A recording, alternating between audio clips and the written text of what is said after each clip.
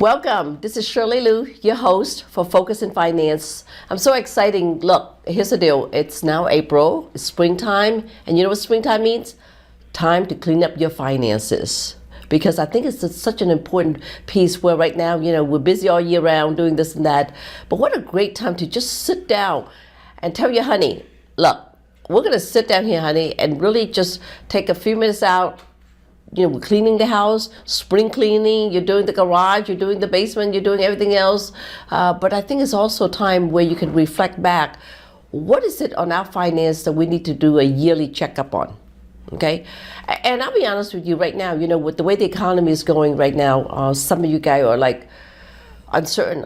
You have a 401k, you may have an IRA, and you may have working as a teacher, 403b, if you're a sheriff, 457. These all sound like the alphabet code, doesn't it? But it's actually, what it is that your tax code, your IRS tax code when it comes to your retirement. So if you have these particular plan, it's very unique in the sense that I know exactly who do you have to with, what kind of deduction you have for that particular plan, do you pay taxes and all that. So how about this? I'm going to dumb it down a little bit this morning, okay, for your basic stuff when it comes to cleaning your finance. The first thing you have is you have what is called, let's say, a typical retirement plan where you go to work.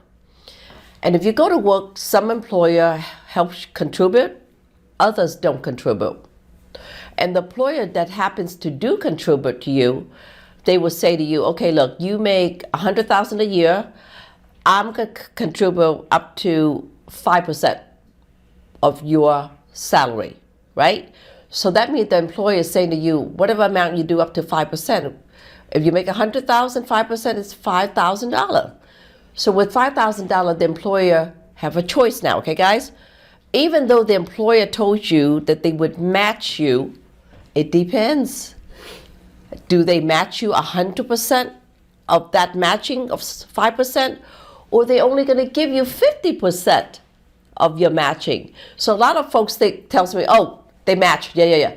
And when I ask them, well, how much they match? So make sure you verify that. And then, so by the way, sometimes just let you know, sometimes they do create a 401k and they're saying you, look, I'm just creating it for you to have. I'm not giving you any matching. So again, do you know what you have? Are you right? So I'm going to teach you a little bit more about that particular 401k. It's really cool. So now let's assuming the employer said, you know what, I'm going to give you matching 5%, right? But by the way, I'm going to match you 100% of 5%. So if you put in $5,000, I'm going to give you $3,000. So you as an employee, here's what you do.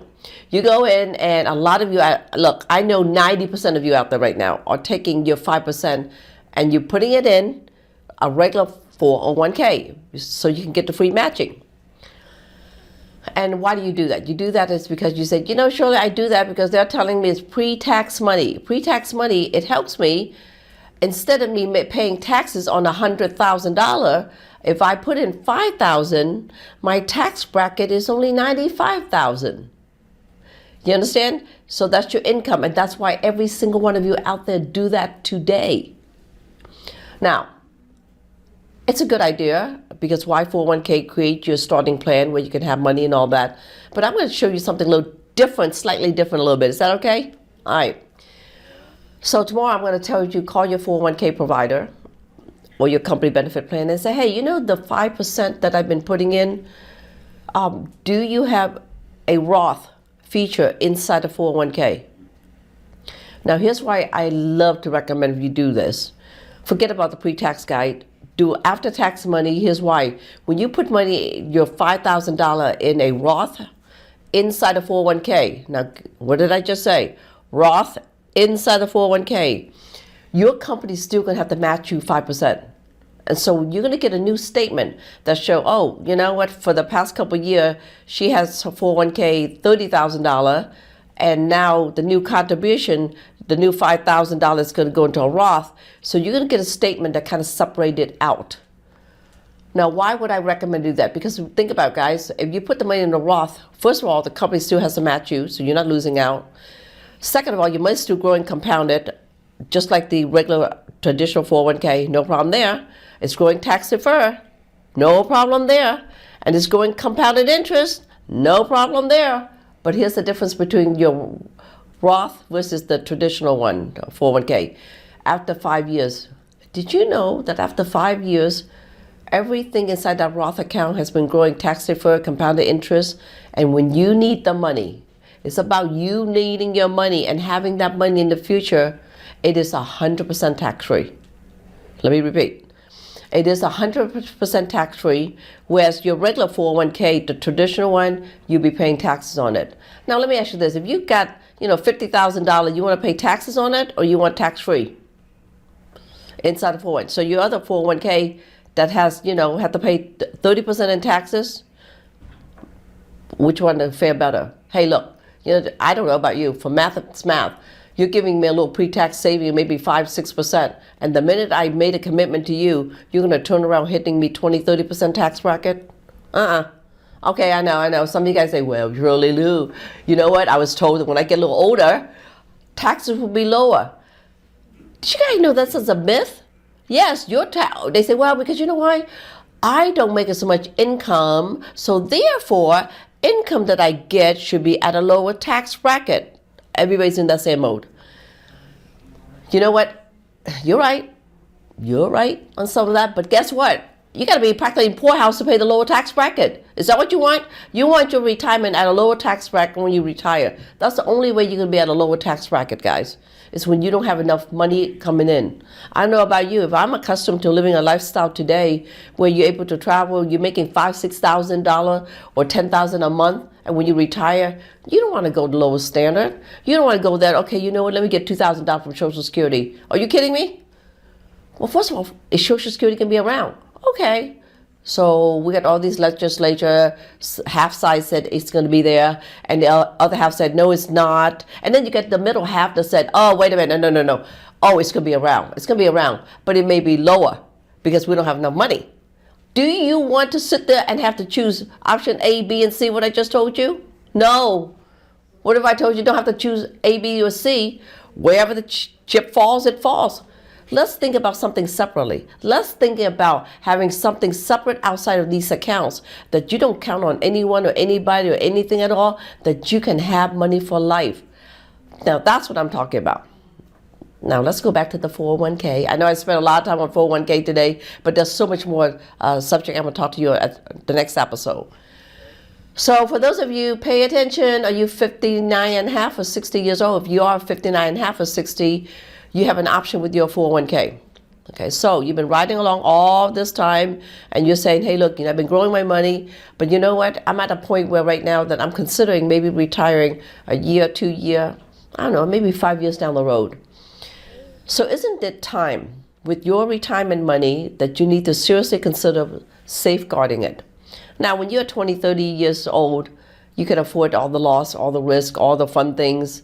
It's kind of like my husband said to me the other day, hey, did you know that it goes snowboarding or skydiving or happens to be skiing? I told him, I said, you know what, 30 years ago, heck, I'm down for it. At this age, at this time, are you kidding me?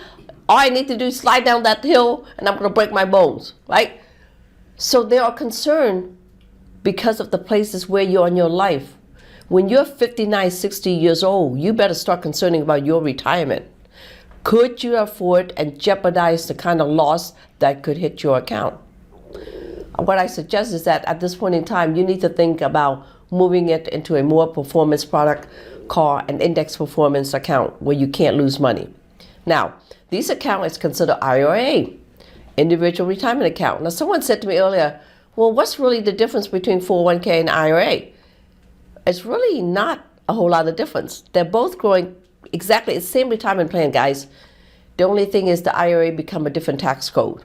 Instead of a 401k where you get money contributed by a company, IRAs is self-contribution. Or you moved it, or maybe you're self-employed. So that's really key difference, but they're both the same tax code. That is why it's so compelling when you're 59, 60 years old. I can take your 401k, your TSP, your 457, move it to an IRA. So the IRS looks at, wait a minute, you're moving it to an IRA, your 401k was a retirement account, deferred, kind of a deferred plan. You're moving out to IRA, it is exactly the same thing. So there are zero tax consequences. Let me repeat, zero tax consequences. But here's the difference. Why do I want to move into a IRA versus leaving it to my 401k? Well, first of all, there's a lot of performance index IRA where you can't lose money. So if you move the money over, you're protecting your money from day one. You've got $500,000. You don't want to lose that money, guys. And at the same time, depends on the company, carrier, maybe they'll even give you a bonus on top of your account. Now, once you move that over, if you're 60 years old, so we have a different option. Are you right? First option is that, okay, are you looking at to liquidate this account in the future for retirement? Of course. And by the way, guys, if you don't plan to liquidate it, you better be careful, because guess what? The IRS is coming. You will mandate requirement distribution at RMD at 15, at 72, 73, 75. It depends on your age, the year you're born. That's why I kept throwing these numbers out, okay? Because they have increased the distribution amount. But with that being said, this IRA will create an additional income stream for you that you want down the road. But at the same time, if you want growth in the account, we can do that. Now, with that being said, there's so much robust products in moving 401k to an IRA. We can give you income stream, protect your money, have lifetime income. And by the way, for those of you guys who wants to play in the market, sure, you can make a ton of money. On my next episode, I'm going to have a continued conversation next week about these impacted these IRA. Why are they unique, and what is so different about them that the industry wanted to know? And to me, it's just exciting for the fact to be here and being able to have talking to you candidly about this. And by the way, you guys, don't tell me that it's not guaranteed, never heard of it, because you've heard it now on my show, Focus in Finance. I'm excited for the fact that, you know, the springtime and the future, summertime, all this that's coming, that I'm able to bring these candid conversation, talking to you about your money and your finances and how to protect it and how to still have it. So with that being said, Shirley Luu, until the next time. And, you know, look, if anything, take away, look at your finances, because Focus in Finance, that's the reason why I do this, is I want you to stay very focused. So until next time, you remember what I've always said, we rise by uplifting others. Until next time.